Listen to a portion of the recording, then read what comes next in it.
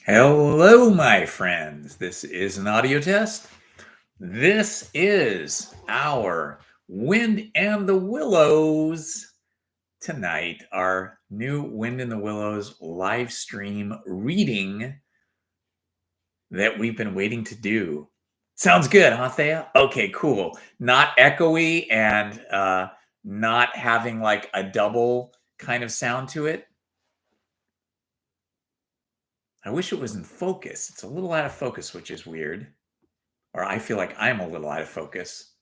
Yeah, I definitely am.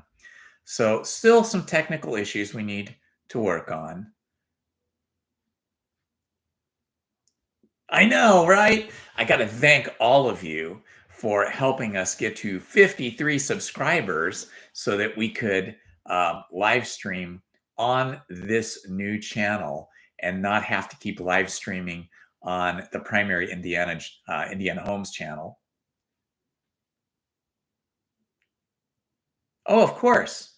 Yeah, let's see how we do that. Let's see. There we go. Add as moderator.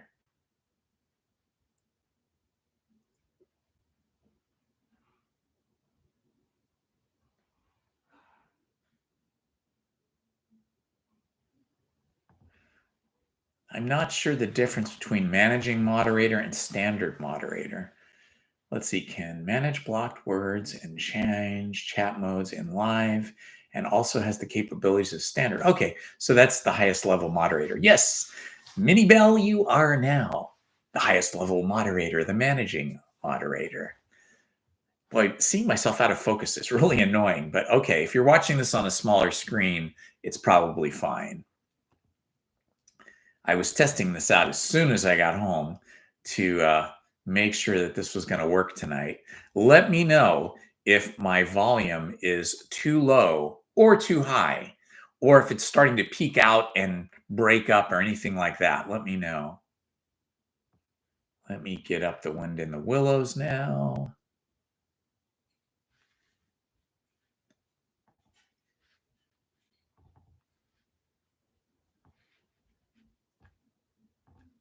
All right, we're going to be on chapter 11 tonight. Nice.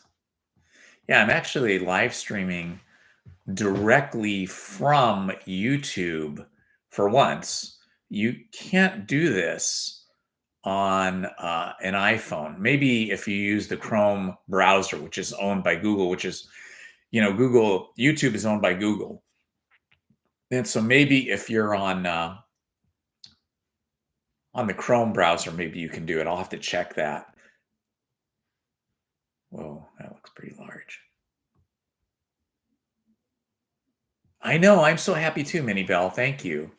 It's all due to you and Thea and all the subscribers on my main channel that helped to get us over the mark of 50. I think we have 53. So that's pretty awesome. I haven't yet quite figured out how to schedule a live stream. I think there's a calendar here. I guess I could do it, but I just didn't have enough time. I was really rushed trying to get this up and running today. Yes, that's right, Minnie Bell. My main channel, Indiana Homes, will just be the theme parks for now. I had also done some food reviews on there that people seem to enjoy. So I might do one or two of those, or, do a series of those, do a playlist of those. But this one will only be story time. That is correct. And the other one is primarily going to be Disneyland, California Adventure, Knott's Berry Farm, Universal Studios whenever I get over there, and some of those other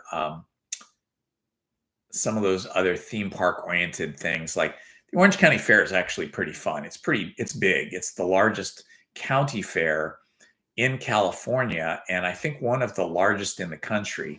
And Lizzie and I go to that every year. They have concerts and stuff there, but they have a lot of other fun stuff too. So we'll see about that. Okay, I've got this up and ready. We don't have too many people here today because it is very busy for the Disneyland live streaming fans. As you saw today, there's a lot of excitement in the park and a lot of people there. I'm sure there's going to be a lot of live streamers there now and tonight. And tomorrow will be like live stream city, I think. So we'll just start, and then people can watch this when they have an opportunity to. Okay. But we're going to start now.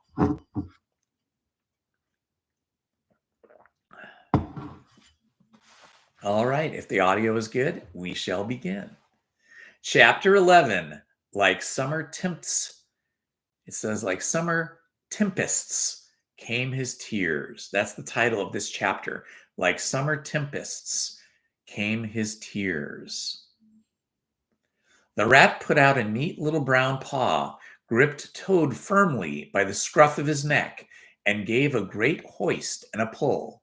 And waterlogged Toad came up slowly but surely over the edge of the hole till at last he stood safe and sound in the hall, streaked with mud and weed to be sure, and with the water streaming off of him, but happy and high spirited as of old, now that he found himself once more in the house of a friend, and the dodgings and evasions were over, and he could lay aside a disguise that was unworthy of his position and wanted such a lot of living up to. "Oh, Ratty," he cried, "I've been through such times since I saw you last. You can't think.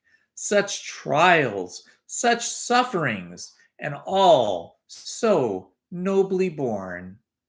Then such escapes, such disguises, such subterfuges have all so cleverly planned and carried out. Been in prison, got out of it, of course, been thrown into a canal, swam ashore, stole a horse, sold him for a large sum of money, humbugged everybody, made them all do exactly what I wanted. Oh, I am a smart Toad, and no mistake. What do you think of my last exploit was? Just hold on till I tell you."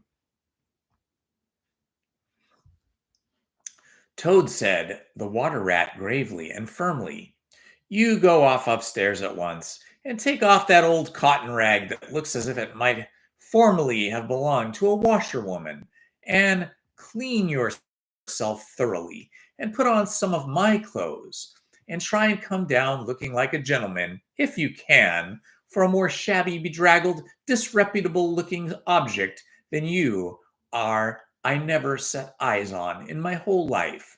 Now stop swaggering and arguing and be off. I'll have something to say to you later." Toad was at first inclined to stop and do some talking back at him. He had enough of being ordered about when he was in prison, and here was the thing being begun all over again, apparently, and by a rat, too. However, he caught a sight of himself in the looking glass over the hat stand, and with the rusty black bonnet perched rakishly over one eye, and he changed his mind and went very quickly and humbly upstairs to the rat's dressing room. There he had a thorough wash and brush up, changed his clothes, and stood for a long time before the glass, contemplating himself with pride and pleasure, and thinking what utter idiots all the people have been to have ever mistaken him for one moment for a washerwoman. By the time he came down again for luncheon, the Toad was very glad to see the table was set for him with food, for he had been through some trying experiences and had taken much hard exercise since the excellent breakfast provided for him by the gypsy. While they ate, Toad told the rat all his adventures, dwelling chiefly on his own cleverness and the presence of mind in emergencies and cunning in tight places, and rather making out that he had been having a gay and highly colored experience. But the more he talked and boasted, the more grave and silent Rat became. When at last the Toad had talked himself into a standstill, there was a silence for a while. And then the rat said, "Now, Toady, I don't want to give you pain, after all you've been through already. But seriously, don't you see what an awful ass you've been making of yourself? On your own admission, you have been handcuffed, imprisoned, starved, chased, terrified out of your life, insulted, jeered at, ignominiously flung into the water by a woman, too. Where's the amusement in that? Where does the fun come in? And all because you must needs to go and steal a motor car. You know that you've never had anything but trouble from motor cars from the moment you first set eyes on one. But if you will be mixed up with them, as you generally are, 5 minutes after you've started, why steal them? Be a cripple if you think it's exciting. Be a bankrupt person for a change if you set your mind on it. But why choose to be a convict when you are going to be sensible and think of your friends and try to be a credit to them? Do you suppose at any pleasure to me, for instance, to hear animals saying as I go about that I am the chap that keeps company with goldbirds?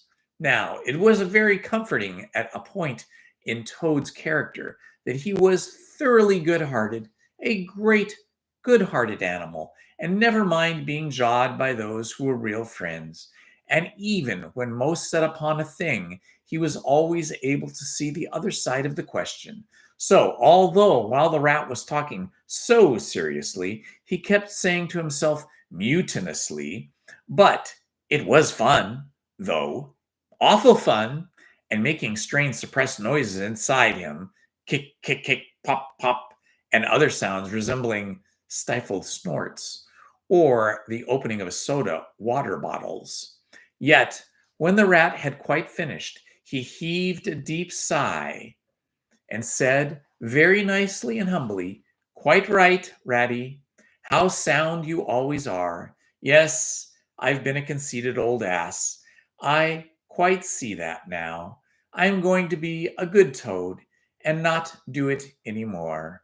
As for motor cars, I have not been at all so keen about them since my last ducking in that river of yours. The fact is, while I was hanging on to the edge of your hole and getting my breath, I had a sudden idea, a really brilliant idea, connected with a motorboat.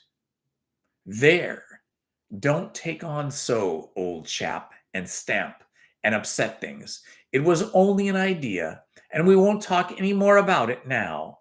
We'll have our coffee and a smoke and quite a quiet chat. And then I'm going to stroll quietly down to Toad Hall and get into clothes of my own and set things going again on the old lines. I've had enough of adventures. I shall lead a quiet, steady, respectable life, pottering about my property and improving it and doing a little landscape gardening at times.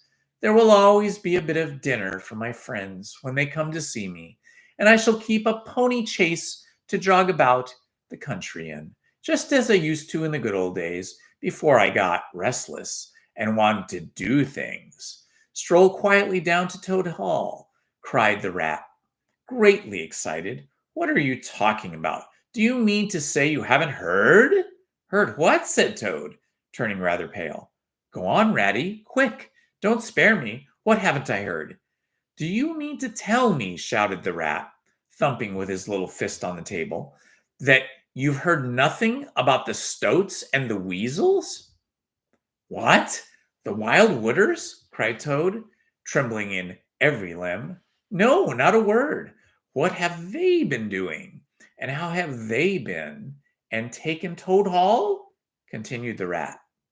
Toad leaned his elbows on the table, and his chin and paws, and a large tear swelled up in each of his eyes as it overflowed and splashed on the table, plop, plop. Go on, Ratty, he murmured presently. Tell me all.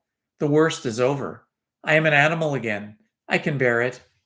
When you got into all that trouble of yours, said the rat, slowly and impressively, I mean, when you disappeared from society for a time over that misunderstanding about a machine, Toad merely nodded.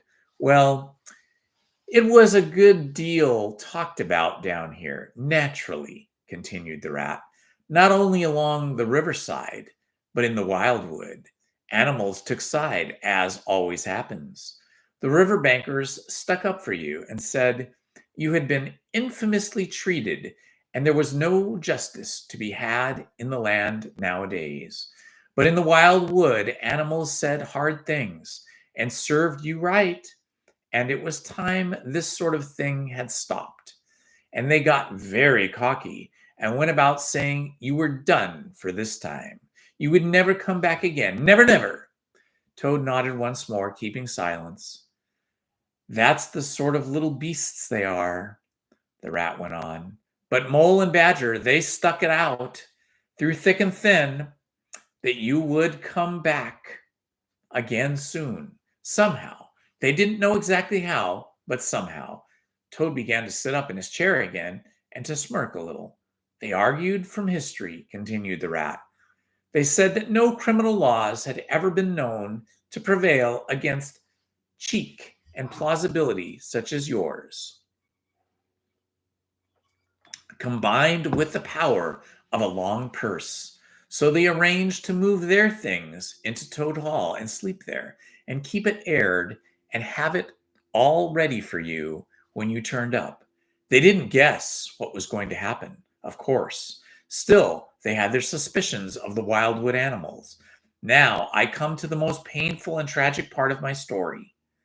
One dark night, it was a very dark night, and blowing hard, too, and raining simply cats and dogs. A band of weasels, armed to the teeth, kept silently up the carriage drive to the front entrance. Simultaneously, a body of desperate ferrets, advancing through the kitchen garden, possessed themselves of the backyard and offices, while a company of skirmishing stoats who stuck at nothing occupied the conservatory and the billiard room and held the French windows open to the lawn. The mole and the badger were sitting by the fire and smoking room, telling stories and suspecting nothing, for it wasn't night for animals to be out in. When those bloodthirsty villains broke down the doors and rushed in upon them from every side, they made the best fight they could. But what was the good? They were unarmed and taken by surprise. And what can two animals do against hundreds? They took and beat themselves severely with sticks, those two poor faithful creatures, and turned them out into the cold and the wet with many insulting and uncalled for remarks. Here the unfeeling Toad broke into a snigger and then pulled himself together and tried to look particularly solemn. And the Wild Wooders have been living in Toad Hall ever since, continued the rat, and going on simply anyhow, lying in a bed half the day and breakfast at all hours, and the place in such a mess, I am told. It's not fit to be seen, eating your grub and drinking your drink and making bad jokes about you and singing vulgar songs about, well, about prisons and magistrates and policemen, horrid personal songs with no humor in them. And they're telling the tradespeople and everybody that they've come to stay for good. Oh, have they? Said Toad, getting up and seizing a stick. I'll jolly soon see about that. It's no good, Toad, called the rat after him. You'd better come back and sit down. You'll only get into trouble. But the Toad was off, and there was no holding him. He marched rapidly down the road, his stick over his shoulder, fuming and muttering to himself in his anger, till he got near his front gate, when suddenly there popped up from behind the palings a long yellow ferret with a gun. Who comes there? Said the ferret sharply. Stuff and nonsense, said Toad very angrily. What do you mean by talking like that to me? Come out of here at once, or I'll. The ferrets never said a word, but he brought his gun up to his shoulder. Toad prudently dropped flat in the road, and bang! A bullet whistled over his head. The startled Toad scrambled to his feet and scampered off down the road so as hard as he could.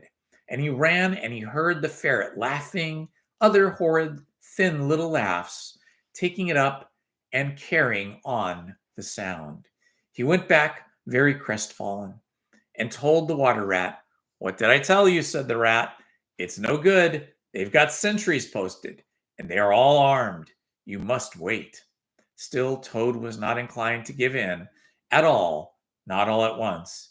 So he got out the boat and set off rowing up the river to where the garden front of Toad Hall came down to the waterside. Arriving within sight of his old home, he rested on his oars and surveyed the land cautiously. All seemed very peaceful and deserted and quiet. He could see the whole front of Toad Hall glowing in the evening sunshine, the pigeons settling by twos and threes along the straight line of the roof, the garden ablaze of flowers, and the creek that led up to the boathouse, the little wooden bridge that crossed it, all tranquil, uninhabited, apparently waiting for his return. He would try the boathouse first, he thought. Very warily, he paddled up to the mouth of the creek and was just passing under the bridge when crash! A great stone dropped from above, smashed through the bottom of the boat. It filled and sank, and Toad found himself struggling in deep water. Looking up, he saw two stoats leaning over the parapet of the bridge and watching him with great glee. "It'll be your head next time, Toady," they called out to him.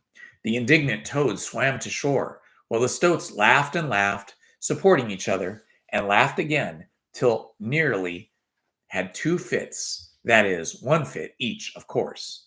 The Toad retraced his weary way on foot and related his disappointing experiences to the water rat once more.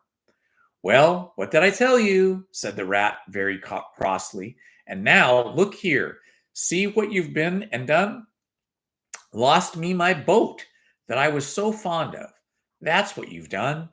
And simply ruined that nice suit of clothes that I lent you.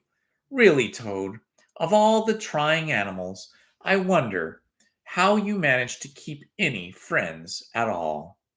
The Toad saw at once how wrongly and foolishly he had acted. He admitted his errors and wrong-headedness and made a full apology to Rat for losing his boat and spoiling his clothes.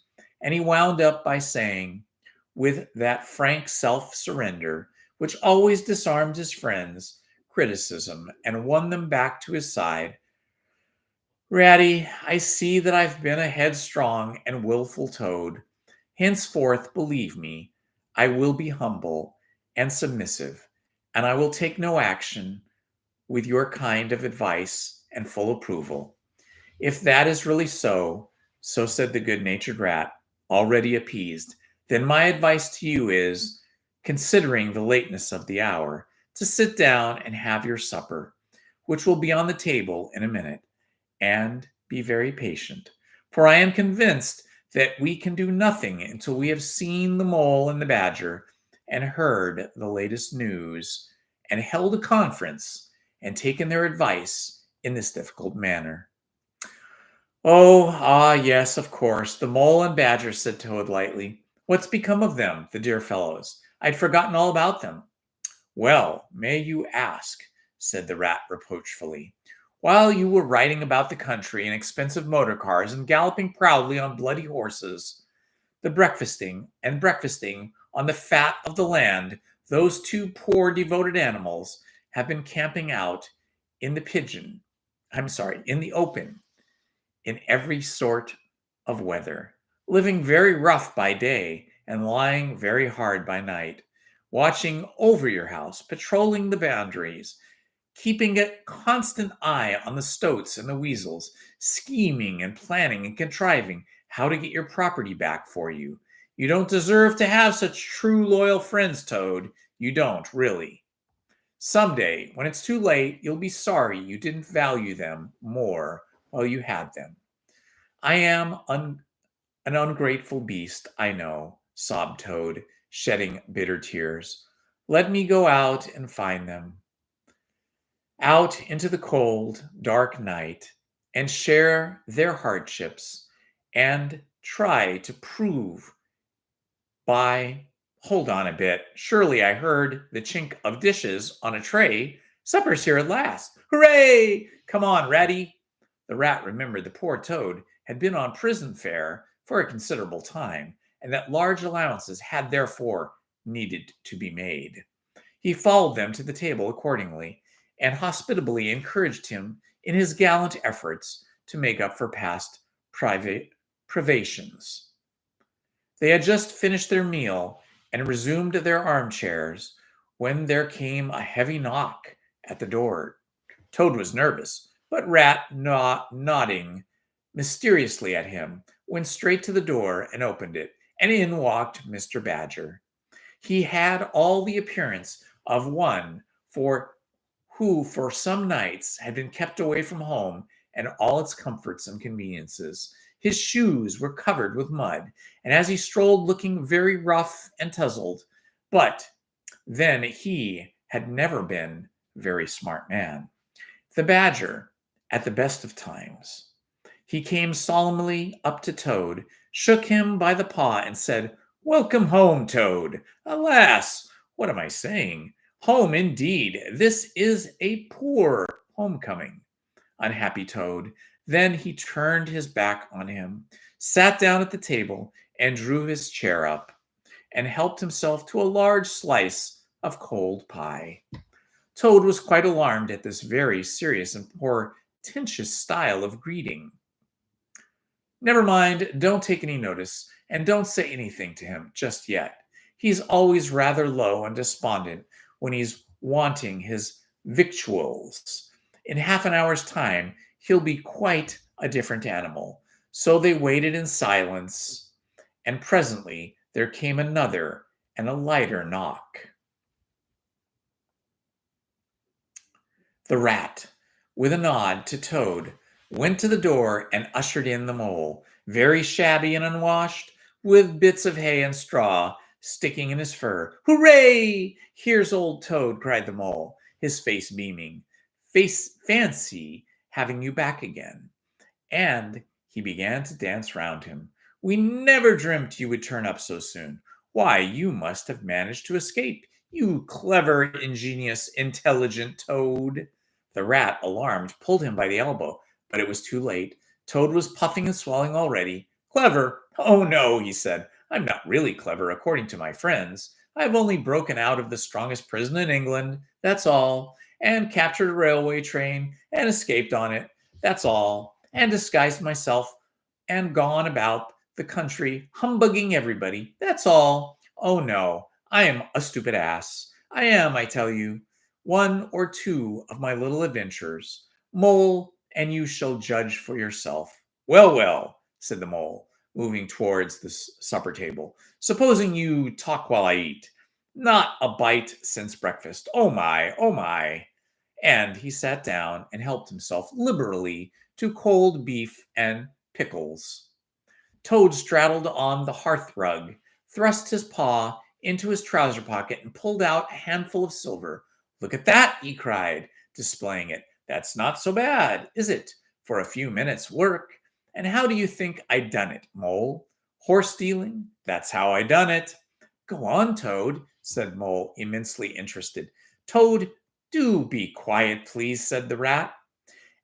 And don't you egg him on, Mole, when you know what he is. But please tell us as soon as possible what the position is, and what's the best way to be done now that Toad is back at last. The position's about as bad as it can be, replied the mole grumpily.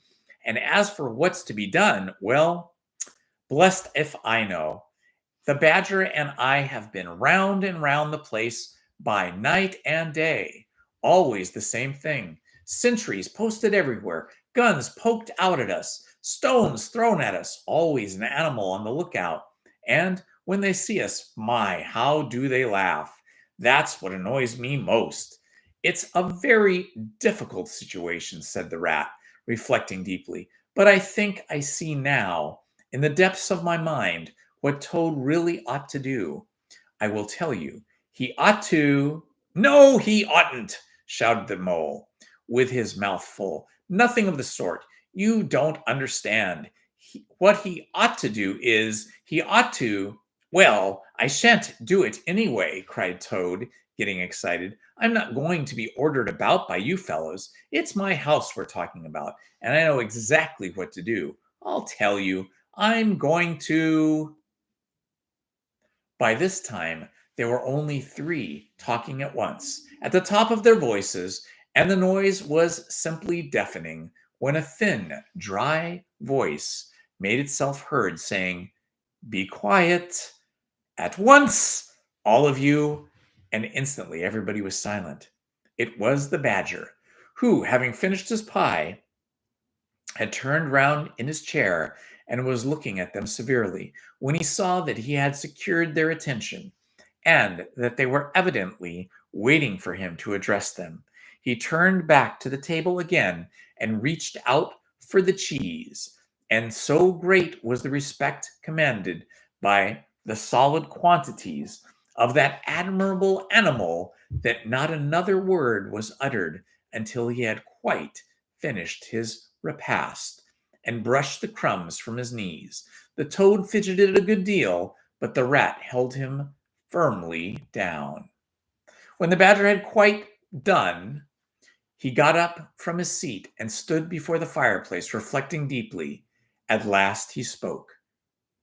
"Toad," he said severely, "you bad, troublesome little animal, aren't you ashamed of yourself? What do you think your father, my old friend, would have said if he had been here tonight and had known all your goings on?"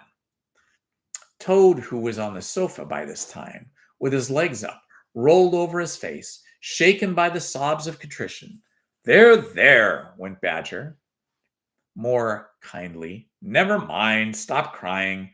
We're going to let bygones be bygones and try to turn over a new leaf. But what the mole says is quite true. The stoats are on guard at every point, and they make the best centennials in the world. It's quite useless to think of attacking the place. They're too strong for us. Then it's all over," sobbed Toad, crying into the sofa cushions. "I shall go and enlist to be a soldier and never see my dear Toad Hall again. Never again any more." "Come, cheer up, Toady," said the badger. "There are more ways of getting back a place than taking it by storm. I haven't said my last word yet. Now I'm going to tell you a great secret." Toad sat up slowly and dried his eyes. Secrets had an immense attraction for him because he never could keep one, and he enjoyed the sort of unhallowed thrill he expressed when he went and told another animal after having faithfully promised not to. "There is an underground passage," said the badger impressively, "that leads from the river bank, quite near here, right up into the middle of Toad Hall." "Oh, nonsense, Badger," said Toad, rather airily. "You've been listening to some of your yarns they spin in the public houses about here. I know every inch of Toad Hall inside and out. Nothing of the sort, I do assure you." "My young friend," said the badger, with great severity, "your father, who was a worthy animal, a lot worthier than some others I know, was a particular friend of mine, and told me a great deal he wouldn't have dreamt of telling you. He discovered that passage. He didn't make it, of course. That was done hundreds of years before. He never came to live there. And he repaired it and cleaned it out because he thought it might come in handy or useful someday in case of trouble or danger. And he showed it to me. Don't let my son know about it, he said. He's a good boy, but a very light and volatile boy of questionable character, and simply cannot hold his tongue. If he ever is in a real fix, it would be of use to him then. You may tell him about the secret passage then, but not before. The other animals looked hard at Toad to see how he would take it. Toad was inclined to be sulky at first, but he brightened up immediately, like the good fellows he was. Well, well, he said, perhaps I am a bit of a talker. A popular fellow such as I am. My friends get round me. We chaff, we sparkle, we tell witty stories, and somehow my tongue gets wagging. I have a gift of conversation, I've been told. I ought to have a salon, whatever that may be. Never mind, go on, Badger. How's the passage of yours going to help us? I found out a thing or two lately, continued Badger. I got Otter to disguise himself as a sweep and call at the back door with brushes over his shoulder, asking for a job. There's going to be a big banquet tomorrow night. It's somebody's birthday, the chief of weasels, I believe. I believe, uh, and all the weasels will be gathered together in the dining hall, eating and drinking and laughing and carrying on, suspecting nothing. No guns, no swords, no sticks, no arms of any sort. But the centennials will be posted as usual, remarked the rat. Exactly, said the badger. That is my point. The weasels will trust entirely to their excellent centennials, their security. And that is where the passage comes in. That very useful tunnel leads right up under the butler's pantry, next to the dining hall. Aha! That squeaky board in the butler's pantry, said Toad. Now I understand it. We shall creep out quietly into the butler's pantry, cried the mole. With our pistols and swords and sticks, shouted the rat. And rush in upon them, said the badger. And whack 'em, and whack 'em, and whack 'em, cried the toad in ecstasy, running round and round the room and jumping over the chairs. Very well, then, said the badger, resuming his usual dry manner. Our plan is settled, and there's nothing more for you to argue and squabble about. So, as it's getting very late, all of you go right off to bed at once. We will make all the necessary arrangements in the course of the morning tomorrow. Toad, of course, went off to bed dutifully with the rest. He knew better than to refuse, though he was feeling much too excited for sleep. But he had a long day, with many events crowded into it, and sheets and blankets were very friendly and comforting things. After a plain straw, and not too much of it, spread on the stone floor of the draughty cell, and his head had not been many seconds on the pillow before he was snoring happily. Naturally, he dreamt a good deal about the roads that ran away from him just when he wanted them, and the canals that chased him and caught him, and the barge that sailed into the banqueting hall with his week's washing just as he was giving a dinner party, and he was alone in the secret passage, pushing onwards, but twisted and turned around and shook itself and sat up on its end. Yet somehow, at last, he found himself back in Toad Hall, safe and triumphant, with all his friends gathered round about him, earnestly assuring him that he really was a clever toad.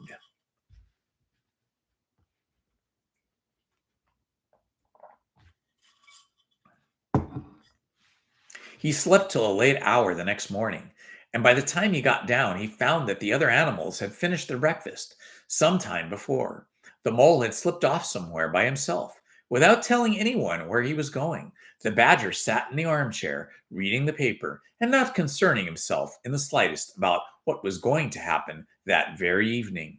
The rat, on the other hand, was running around the room busily, with his arms full of weapons of every kind, distributing them in 4 little heaps on the floor, and saying excitedly under his breath as he ran, "Here's a sword for you, for the rat. Here's a sword for the mole. Here's a sword for the toad. Here's a sword for the badger. Here's a pistol for the rat. Here's a pistol for the mole. Here's a pistol for the toad. Here's a pistol for the badger," and so on, in a regular rhythmic way, while the 4 little heaps gradually grew and grew. "That's all very well, rat," said the badger presently, looking at the busy little animal over the edge of the newspaper. "I'm not blaming you, but just let us get past the stoats with those detestable guns of theirs, and I assure you we shan't want any swords or pistols. We 4, with our sticks, once we're inside the dining hall, why, we shall clear the floor of the lot of them in 5 minutes. I have done the whole thing by myself, only I didn't want to deprive you fellows of the fun."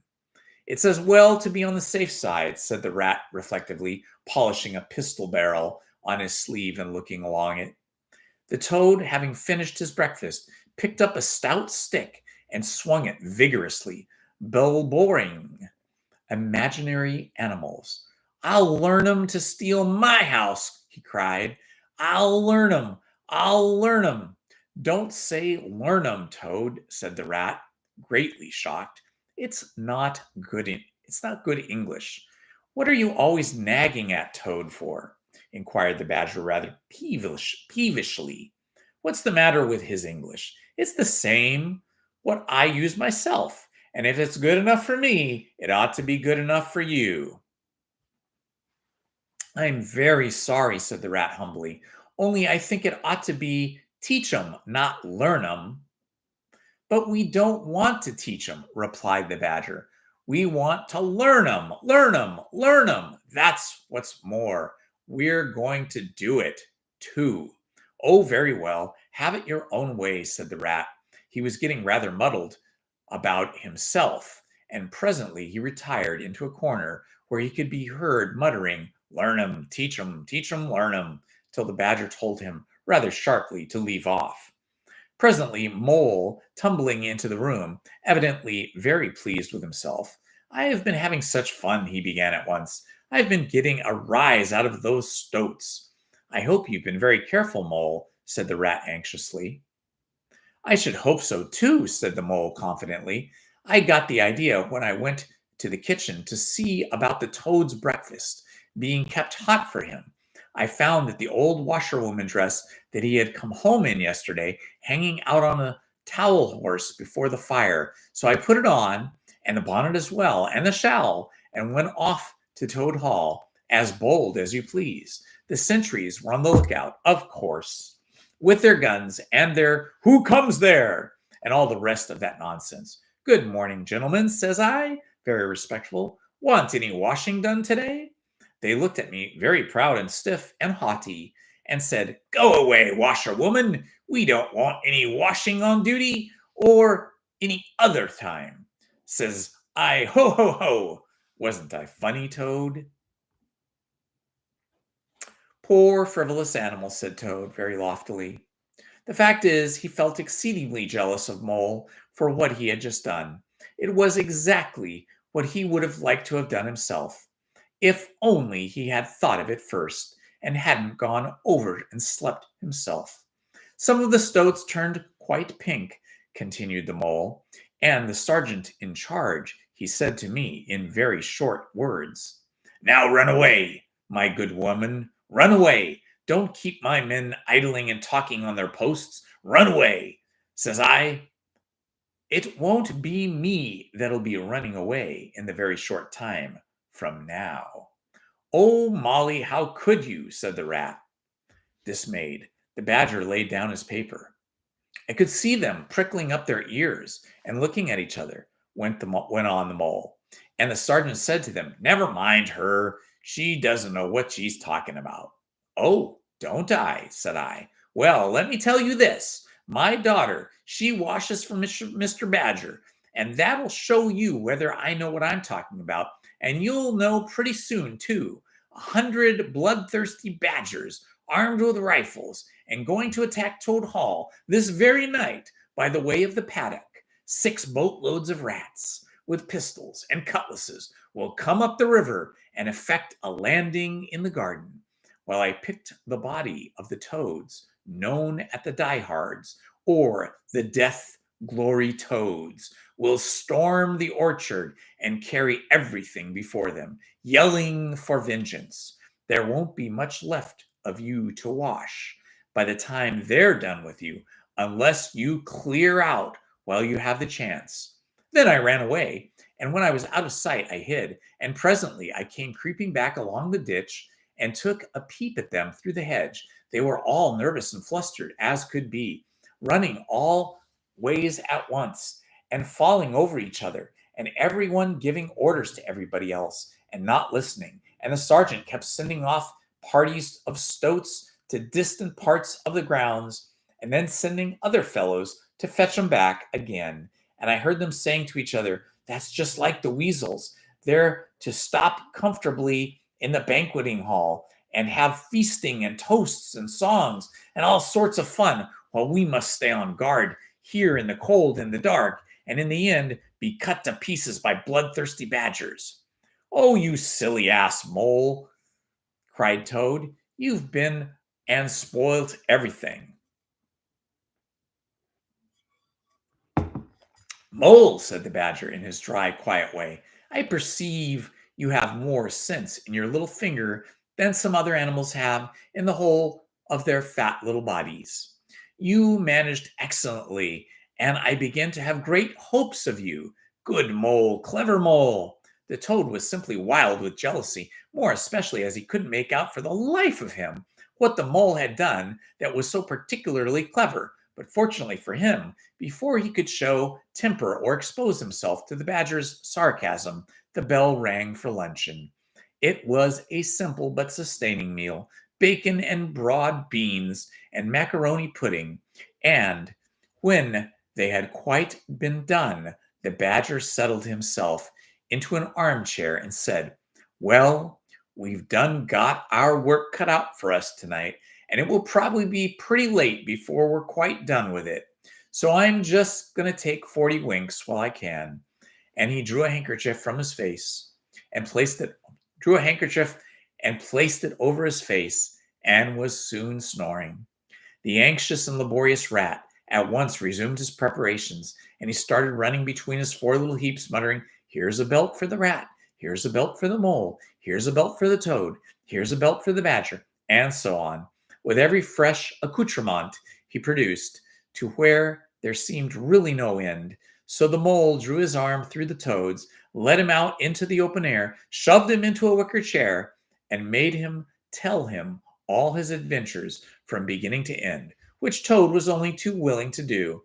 The mole was a good listener, and Toad, with no one to check his statements or to criticize him in an unfriendly spirit, rather let himself go. Indeed, much that he related belonged more properly to the category of what might have happened had I only thought of it in time instead of 10 minutes afterwards. Those are always the best and the raciest adventures. And why should they not be truly ours, as much as the somewhat inadequate things that really come off?